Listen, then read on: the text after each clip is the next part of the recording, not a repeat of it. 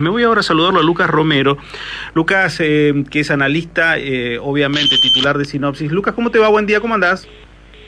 Buen día, Daniel, ¿cómo andan ustedes? Bien, gracias Lucas por atendernos. Lucas, cuando ha transcurrido todo prácticamente un mes y medio de que comenzó el año, uno de los primeros análisis que uno hace es, muchas veces en otros años, decía, enero no pasa nada, febrero entra a moverse un poco y marzo arranca el año. Acá parece que el año nunca paró y estamos viendo situaciones, la verdad, sorprendentes que quizás antes no había y con desgastes políticos muy fuertes.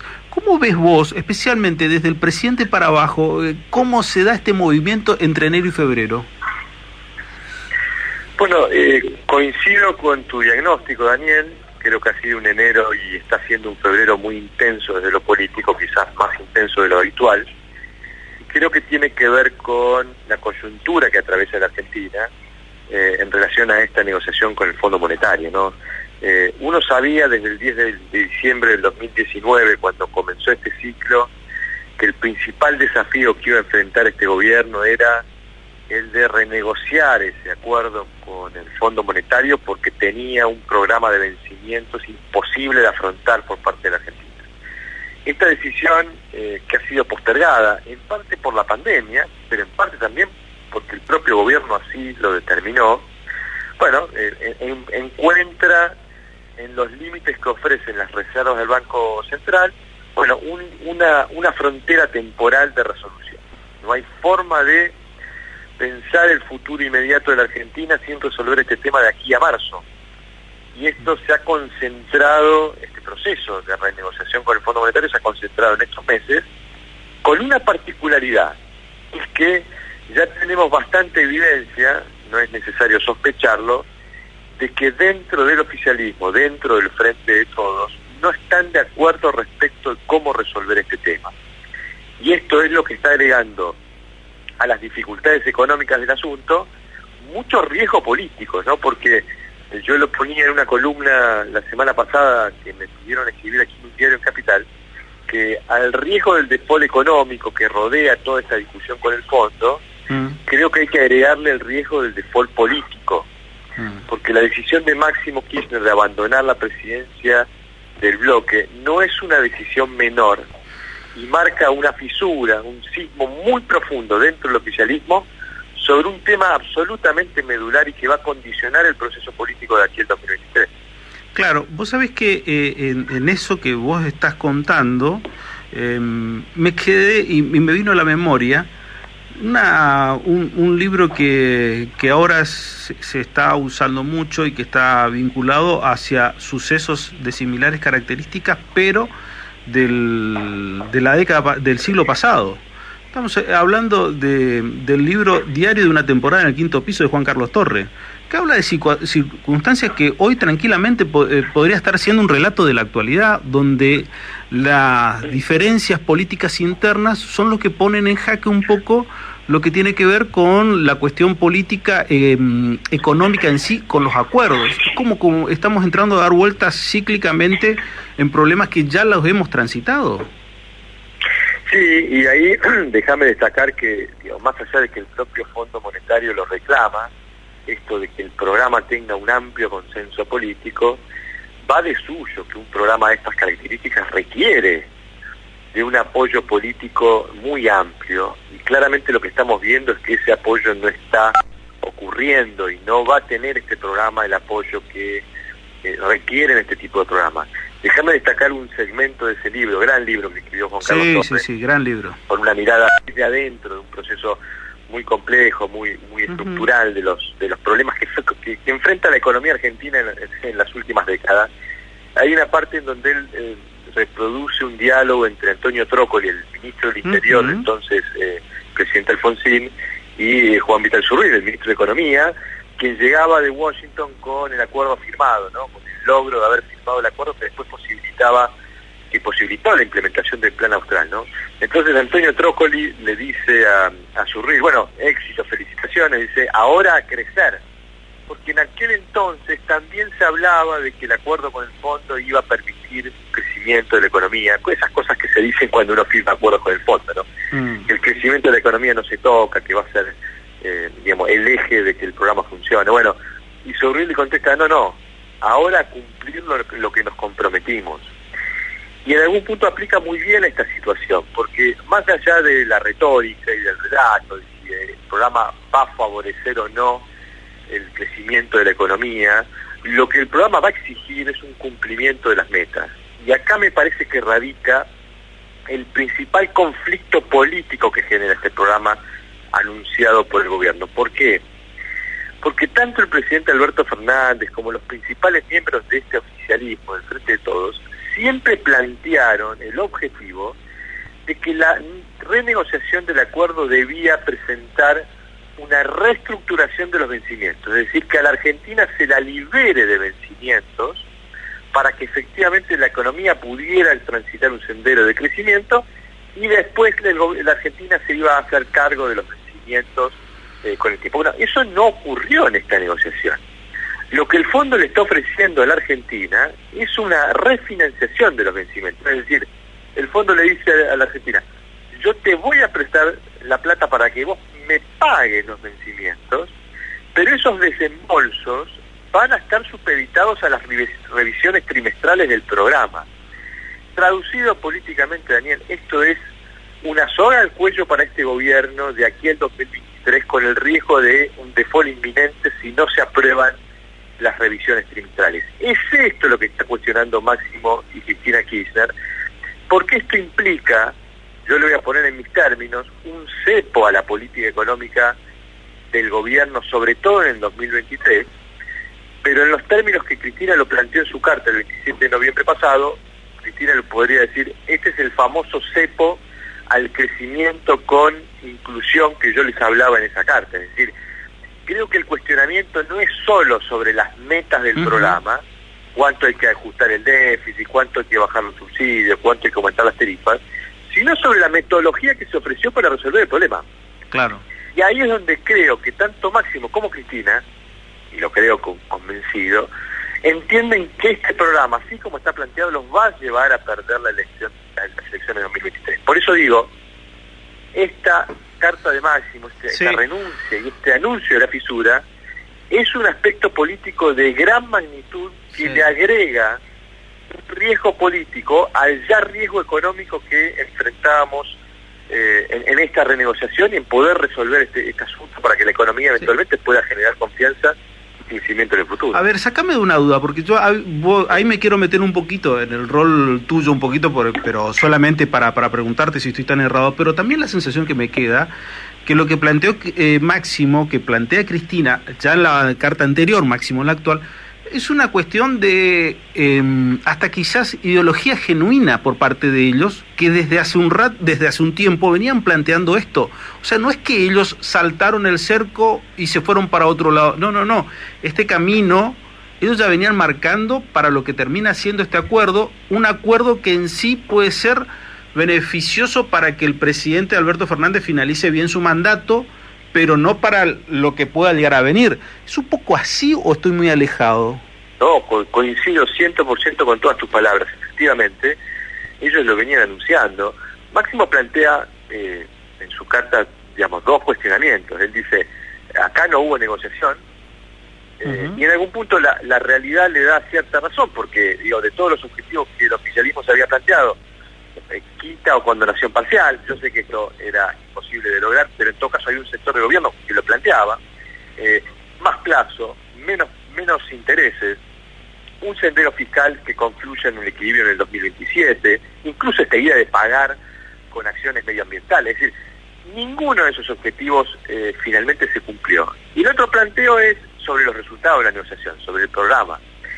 Y efectivamente esto es algo que se ya venían advirtiendo. Por eso yo insisto en esto, yo no veo acá un acto oportunista de Máximo Kirchner de querer diferenciarse por una cuestión de posicionamiento. Yo creo que hay una mirada distinta de cómo se administró este tema, y además de una mirada distinta, y lo pongo en los mismos términos que lo pone el propio Máximo. Máximo dice, le sugiere al presidente designar a otro presidente cuando escribe la carta, dice, no solo por lo inmediato, sino más allá del 10 de diciembre del 2023. Y habla del programa del Fondo Monetario, lo llama de la forma más nociva que lo pudiera llamar, porque no lo reconoce como un programa propio del gobierno argentino, sino del Fondo Monetario. Es decir, esta profunda diferencia que se evidenció en la carta de Máximo marca que probablemente desde ese 31 de enero que se difundió ese texto, bueno, tengamos un antes y un después respecto de la dinámica interna dentro del oficialismo. El Frente de Todos ya no es lo que conocíamos, y según se desprende de las propias palabras de Máximo, probablemente no siga siendo más allá del 10 de diciembre del 2023 lo que supimos que fue. Y recapitulando un poco y yendo a ese libro que los dos disfrutamos mucho de leerlo, diríamos, queda en manos de la oposición o no el sustento político de la actual presidencia, no tanto de los socios internos. Sí, yo creo que ahí Alberto Fernández encuentra motivos para digamos, ser optimista respecto de que nadie obstaculice la aprobación de este acuerdo, que es que, bueno, digamos, acá hay, por parte del oficialismo, nadie de los que están en contra de la forma en que se resolvió este asunto quieren aparecer siendo el Chacho Álvarez de esta época, ¿no? Entonces ahí hay un riesgo y un condicionante para las posiciones y las declaraciones de Máximo Kirchner y de Cristina Kirchner, que no pueden aparecer siendo los protagonistas de la ruptura definitiva, de la fractura definitiva de esta coalición. Y por parte de la oposición, viendo lo delicada de la situación, me parece que la oposición también se quiere preservar en el sentido de no ser una oposición obstructiva que dispare o genere, impulse alguna situación disruptiva desde el punto de vista institucional, ¿no? Esta delicada situación política le da a Alberto Fernández cierto margen para que el programa sea aprobado. Ahora, el programa para implementarse va a requerir de mucho apoyo político y ya uno lo puede ver bastante rengo de apoyo político tal cual se están dando las circunstancias. Está bien que vos me planteás el hecho de Chacho Álvarez pensando en Cristina, pero ella está pensando en no dinamitar en una cuestión institucional o en una cuestión de decir, a ver, ¿cuál fue el futuro de Chacho Álvarez después de ese salto? Nulo, en política, cero a la izquierda, no sumó nunca nada. ¿Qué está pensando? ¿Se está pensando desde la faz institucional o se está pensando desde la faz individual políticamente hacia adelante? No, yo creo que, a ver, ellos necesitaban, y cuando digo ellos hablo de los dos, de Máximo y Cristina, yo creo que los dos tienen una mirada bastante similar sobre el asunto, ¿no? Sobre, digamos, una mirada crítica sobre cómo se encaró y cómo se resolvió o se pudiera estar resolviendo, porque todavía faltan detalles, ¿no? Pero yo creo que ellos están intentando fijar una posición pública de contrariedad con este acuerdo, y eventualmente que sea la realidad la que determine quién tuvo razón, ¿no? Pero no ser ellos los que provoquen una fractura, un quiebre dentro de la coalición. O sea que, digamos, en algún punto, digamos, uno pudiera decirlo de esta forma, ¿no? Va a quedar el presidente y su entorno, así lo llama Máximo, el presidente y su entorno, a cargo de la responsabilidad de lograr que este programa tenga éxito. Y es un programa que tiene desafíos enormes, sobre todo por el lado de tarifas, ¿no? Y en un contexto en donde la inflación es muy elevada. Porque yo he escuchado, Daniel, a varios economistas decir, bueno,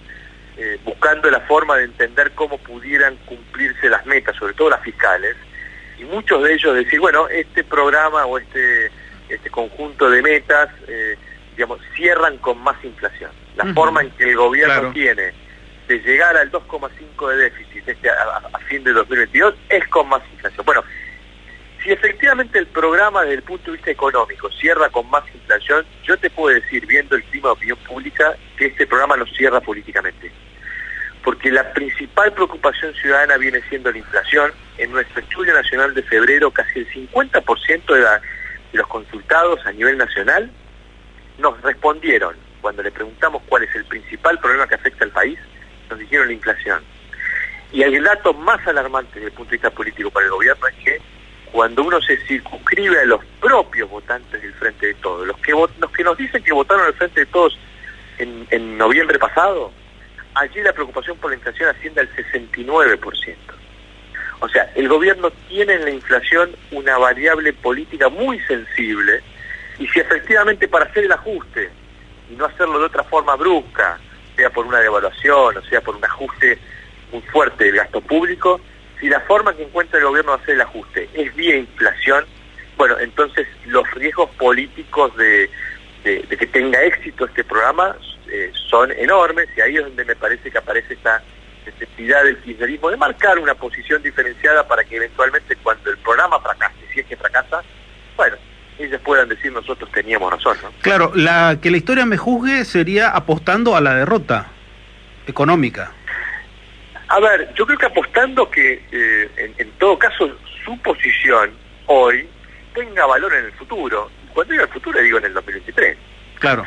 Si efectivamente este programa fracasa, bueno, ellos van a poder decir, nosotros lo advertimos, ahora nosotros reclamamos volver a nuestro contrato original del Frente de Todos, donde dijimos que íbamos a respetar la demanda ciudadana de poner en marcha la economía, que sea con inclusión social. Bueno, eso les dará un protagonismo para discutir el rumbo futuro, si es dentro del Frente de Todos o si es fuera del Frente de Todos. No lo sabemos porque dependerá de cómo evolucione la escena económica, pero en todo caso tendrán un lugar desde donde construir autoridad política para reclamar protagonismo. Es decir, nosotros advertimos que esto podía pasar y efectivamente sucedió. Habrá que ver si pasa. Ocurre lo contrario. Sí. El programa tiene éxito. Esto, digamos, nadie lo sabe. Los economistas, algunos, le asignan alguna probabilidad, de hecho, de que el programa, bueno, vaya corrigiendo ligeramente, no haya ningún tipo de escenario disruptivo, la economía siga creciendo de manera chata, pero siga creciendo. Bueno, allí habrá ganado, digamos, valor la posición de Alberto Fernández de decir, teníamos que cerrar este acuerdo a pesar de que parecía no conveniente, porque era la única salida frente a un default, y efectivamente logramos empezar a corregir el rumbo, ¿no? Bueno, esto es lo que nos terminará diciendo la economía y nos terminará determinando qué escenario político vamos a encontrar en el oficialismo en el 2023. En una suerte de apartado de lo que estamos hablando, me quedo en este otro contexto, del otro lado de la vereda, desde la oposición. ¿Macri ya es historia? ¿Ya no puede volver más? Digo, porque hace 2 años era presidente de la Nación. Sí, yo creo que la oposición tiene, a ver, tienen claro que parte de una base de competitividad muy alta, nuevamente en una elección nacional saca más del 40% de los votos. El problema que tiene la oposición es el tránsito hacia 2023, porque es un tránsito que va a tener mucha turbulencia interna, porque hay muchos con aspiraciones de protagonizar la escena en 2023. Y dentro de esos muchos yo incluyo al expresidente Mauricio Macri, a quien no le asigno probabilidad de ser el candidato más competitivo del espacio, porque seguimos viendo en su composición de imagen una imagen negativa muy alta todavía, pero en todo caso sí seguramente va a ser un protagonista que quiera participar de la discusión e incidir en el debate interno respecto de quién será finalmente el candidato a presidente. Está claro que la oposición tiene altas chances de volver al poder en 2023.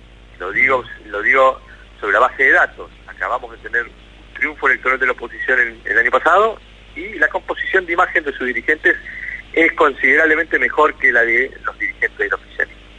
Ahora, eso no resuelve el problema de cómo se llega a una oferta electoral que pueda o tenga la capacidad de construir una mayoría electoralmente ganadora, porque el dato ahí, Daniel, me parece que a destacar es que así como uno ve diferencias en la dirigencia opositora, dirigentes que opinan distintos en muchos temas, lo estamos viendo ahora en esta discusión pública entre Morales y Larreta por los subsidios al transporte, también hay muchas diferencias en el electorado opositor.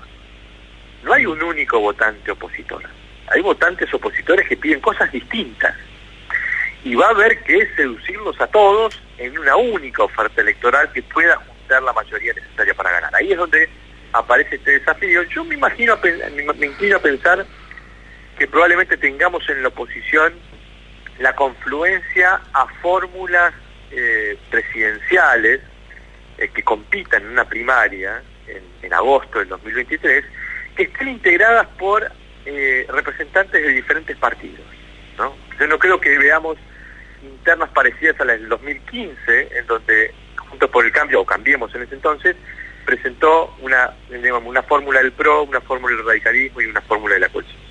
Yo creo que acá vamos a ver fórmulas cruzadas desde el punto de vista partidario que intenten, digamos, resolver este desafío de cómo hacer para abarcar, contener a esa heterogeneidad de votantes opositores en una misma propuesta política, ¿no? Y probablemente veamos Sí. algún candidato del PRO con algún candidato radical en una misma foto.